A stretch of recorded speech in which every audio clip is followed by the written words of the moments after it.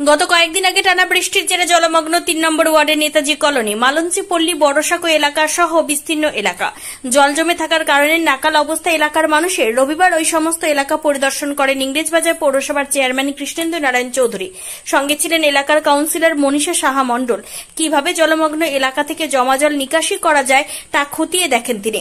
দ্রুত জল নিকাশি করার ব্যবস্থা গ্রহণ করা হবে পৌরসভার পক্ষ থেকে বলে আশ্বাস দেন পুরপ্রধান।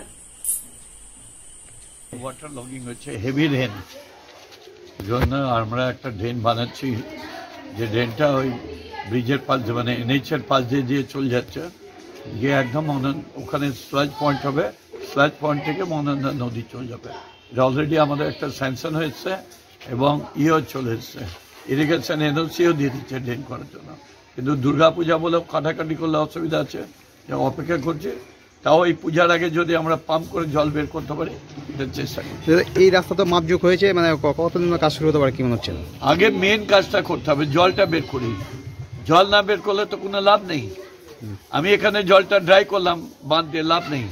আমাকে করতে হবে একদম মেন সোর্সে জলটা বের করতে হবে, তাহলে কাজ হবে। কতদিনের মধ্যে হতে পারে এটা কাছে? এটা পূজার আগে হয়ে যাওয়ার কথা, কিন্তু যেহেতু দুর্গাপূজা কাটাকাটি করলে অনেকের অনেক প্রবলেম হচ্ছে, পূজার পরই করবো আমরা। সামনে বছর থেকে মানুষ আর এই দুর্ভোগে থাকবে না।